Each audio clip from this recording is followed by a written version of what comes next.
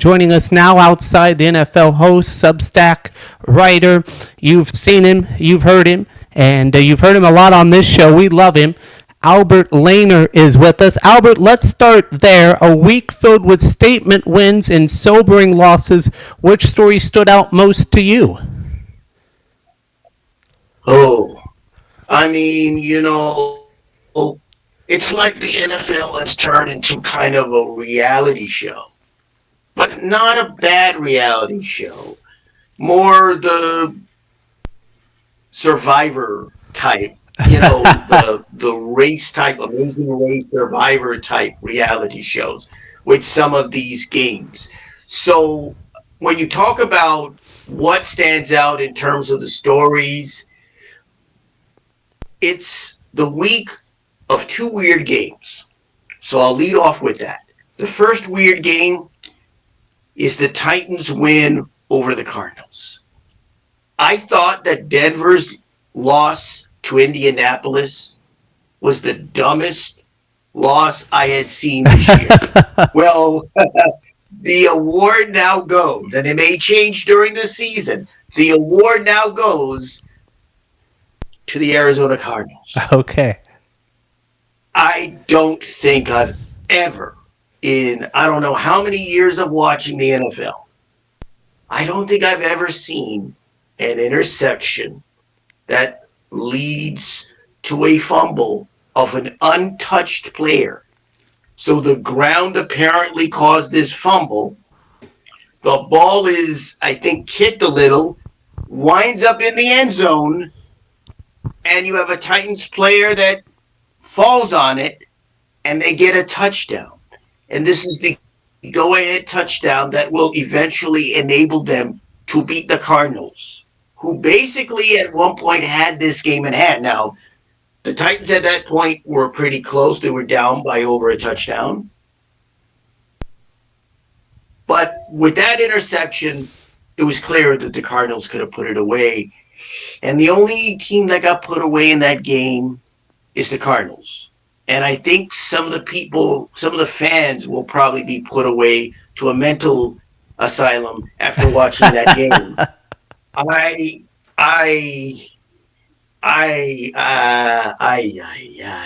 don't know what to say about this game other than to say the Cardinals need some help. The Panthers had come back when they played them earlier this season. The Cardinals won.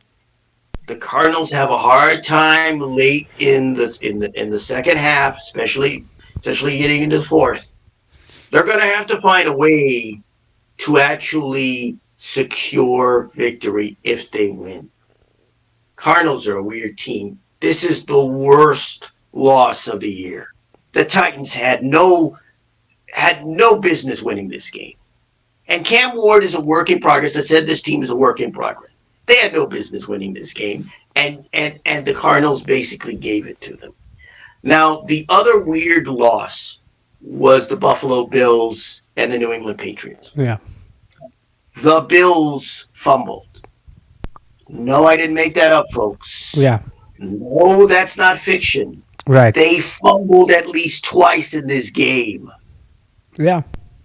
The Patriots are a mediocre team at best that played a terrific game.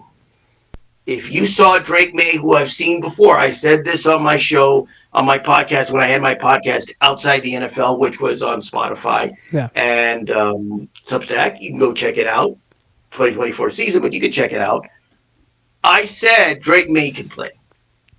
And this is the game that basically confirms what I've been saying for at least a year.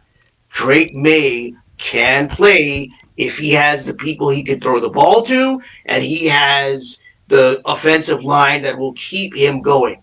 If you saw Drake May, this guy made passes under duress and managed to get them off for completions. You have to give his receivers credit. They made those receptions, but he was able to get by throwing the ball when he's pretty much nearly out of contention, out of operation.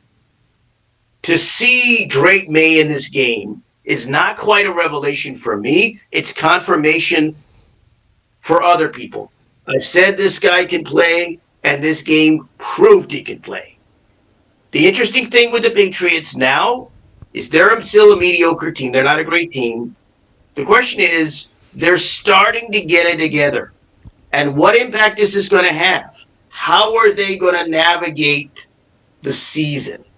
Because this team could win at least a couple more games. I think they want to obviously win more, but what are they? They're at least 2-2 right now, or more than that. You're talking about the This Patriots? is a team. Yeah, the Patriots. Yeah. Yeah. Okay. This is a team that, they could come up. They could come up and they could make some noise in that division. Patriots are 3-2. Yeah, because they won that game. Yeah. They were 2-2 when they came in, Yeah. and they won this game. Now they got a 3-win. They're a 3-win team. Right. And they did it together. They're starting it together. If they win a few more games, it'll be interesting to see. But I am seeing right now, everything I said about Drake May is coming to fruition. Yeah. Everything I said. I said this guy's talented, he can play, and now people are seeing it. This was a big game for the Patriots, and this is a bizarre game for the Bills. I don't think they were ready for this. So those are the two weird games. There have been some great games this season. Yeah. And there have been some weird games this season. And those were two weird games. Okay. Let's get into my questions. We'll stick with the Patriots and the Bills on Sunday night. Did we see a Patriots team actually start to turn a corner last night, or was this more about Buffalo stumbling at the end? It's both, really. Okay. The Patriots are starting to turn a corner. Like I said, they're starting to get it together. The question, though, is how will this team respond to other teams on the schedule? The easier teams, I mean, they blew out one team, but this was a real indication of what they could do. If you look at the victory over the Bills, it's just an indication of what they could do. The Bills stumbled somewhat. They were atypical. They weren't ready for this game. That's what I saw. They weren't ready. I think they thought that this was the 2024 Patriot or 2023 Patriots. And they didn't understand now this team is a little better. I still say a little better, not a lot, but a little better than what they expected. I don't think that they were ready for this. They've got to come out and they've got to win again. That's what the Bills have to do. They just got to come out and win another game. They can't afford another loss at this point.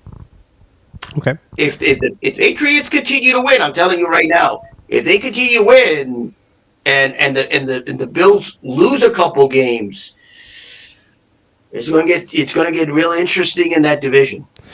You mentioned the division. The division race is really interesting. Buffalo still in the lead though, 4-1. New England 3-2. But New England's 2-0 in the AFC East. Could the Patriots win the East?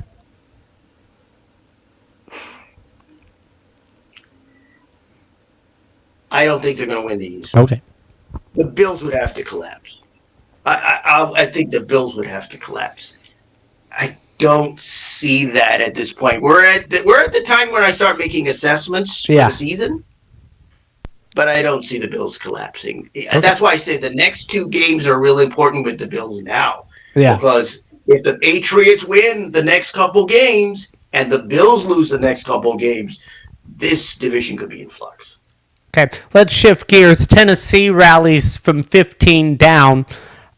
Is this a sign they're finding their identity? No, they're still a bad team. Okay. The Titans are a horrible team. They got a gift. Yeah.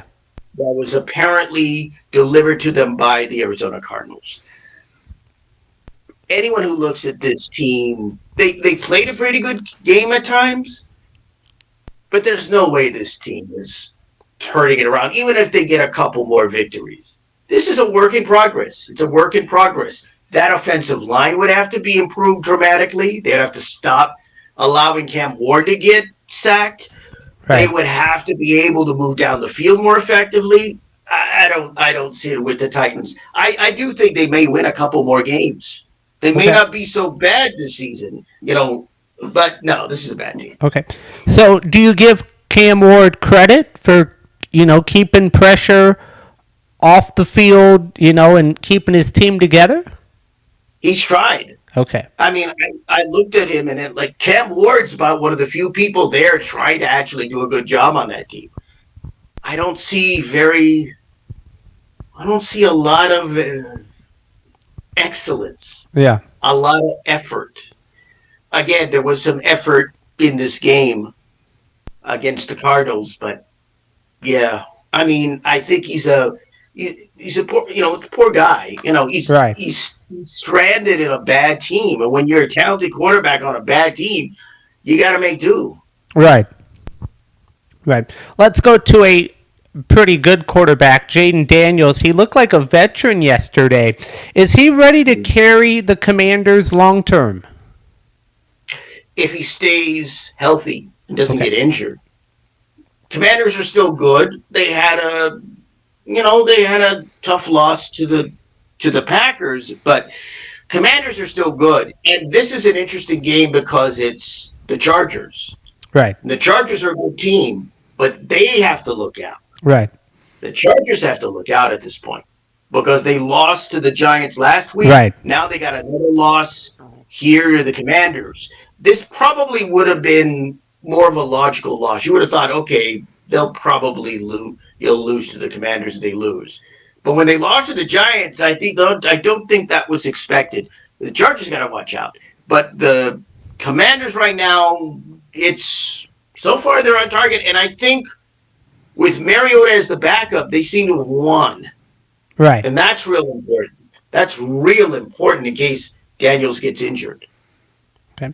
Let's talk about Detroit. Their defense was sensational early, but they gave up late scores. Do the Lions show they can carry a team deep into the playoffs? Their defense has to stay healthy. Last year, I predicted they would not make it to the Super Bowl because they started getting injuries on the defensive line, especially Aiden Hutchinson, who was on pace to have a record year last year. He probably would have been Defensive Player of the Year. I'm confident in that. He's back. He's making plays. Their defense needs to be healthy. What they did to the Ravens was almost a clinic in 7 sacks on Lamar Jackson. That's one of the most impressive efforts I think I've seen by the Lions, just defensively. Right now, they're firing on all cylinders. Now, they gave up some points in the game, which was interesting. But this is a team that's operating generally on a high level right now. They had the loss to the Packers, I think, in the first game. Then they came back. They did create. They had over 50 points against the Chicago Bears. And then they had that, clinic, as I call it, defensive clinic against the Ravens. They are giving up points. So that I do notice that about the Lions. They do give up points. But right now, this team's at a high level. They have to be one of the better teams in the NFC. There's no question. Okay. I think they're better than the Eagles, frankly. Wow.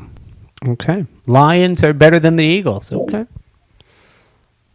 Oh, definitely. Okay. Definitely. Okay. Sean Payton, his 2-point gamble worked. Bo Nix delivered. But is this a real turning point for Denver, or is it just a wake-up call for a sloppy Eagles team? Well, the latter will depend on the Eagles. Okay. Is it a wake-up call for the Eagles? They really have had wake-up calls throughout the season. Right. Their offense really got on track last week Right. with the win over the Buccaneers. They actually had a good win over the Buccaneers. Yeah. And their offense got on track. In the first half, this offense was on track, but they didn't score enough points. I mean, you're scoring, 17 against the the Broncos 3 in the first half. Yeah. All the Broncos need is a touchdown, and you've got 10 points there. You already sliced it down by 7. There's no way. I mean, I saw the Broncos game against, I think it was the Bengals, the previous week. Yeah. There's what I call finding the end zone, or I also call it seeing red. The Broncos are able to see red, meaning the red zone. Right. They're able to find the end zone. They scored at least 3 touchdowns, if I'm not mistaken, in that game against the Bengals. And I saw, okay, this offense is beginning to hum. That's why they were able to come back. I don't know if people are bringing this out. Look at that Bengals game and look at how good that offense was for the Broncos. You look at the Broncos in this game with the Eagles, their offense came online in the second half. They scored 2 touchdowns, and they were able to get points. They can find the end zone. They're seeing red right now. Their offense is beginning to work.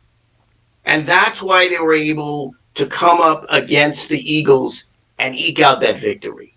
So right now with the Broncos, and they normally under this, Sean Payton, under this regime, they normally kind of start late. They don't start out with a win in the first game or maybe doing great in the second game.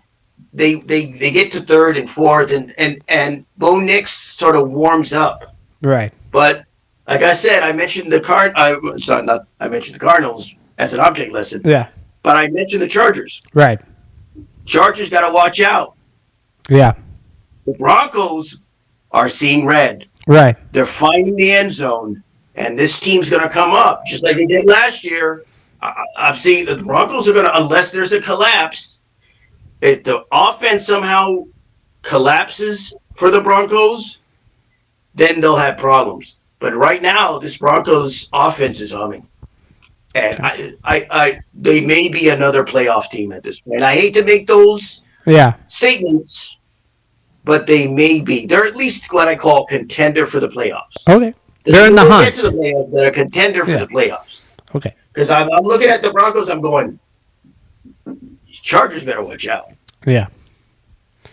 Okay.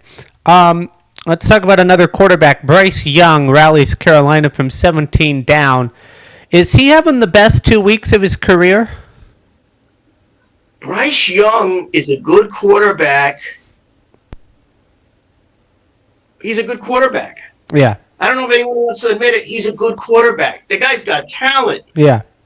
This guy, I've seen him in games where he can put together a few plays and is as good top-notch quarterbacks. When this guy's hot, he's as good as any of the top-notch quarterbacks, the top-tier quarterbacks in the NFL.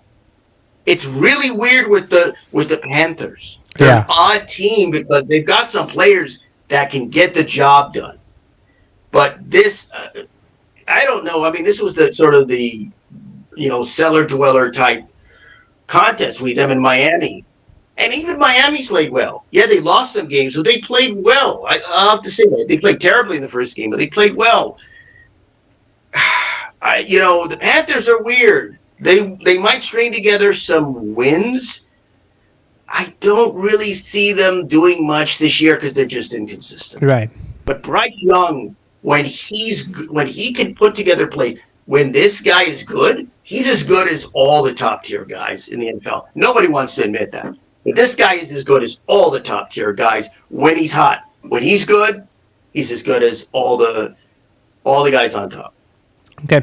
Final thoughts. Well, Buccaneers. I said Buccaneers. I got to be brutally honest. That Buccaneers Seattle game was one of the best. I've said this every week since I've been here. Yep. The NFL this season has at least one great game per week. And so this season has been quite good. Yeah. Because that's the real metric that I use. Good games. It's the state of play. Are the games good, exciting, effective, whatever? That Buccaneers Seahawks game was like a college playoff game. Fourth and down the wire. Right. Fantastic.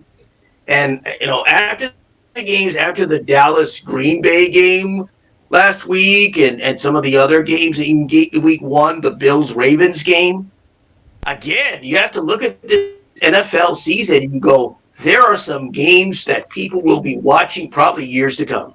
Yeah. I'll tell you right now, they'll be watching. And the Buccaneers, if Baker Mayfield is a team that obviously could be a contender for the playoffs, but could be a contender beyond. This guy is winning games. He's winning games, and he's dangerous. Don't get behind. Don't get behind on the Buccaneers. Okay. Don't get behind on the Buccaneers. I like it. He's Albert Lainer. You can see him on Substack, Spotify, TikTok, you name it. He's on it. And he will be back here next Monday for Week 6 of the NFL. Can you believe Week 6 already? The season's flying by. Hey, another year, another NFL season. There you go. Okay. We look forward to talking to you next week.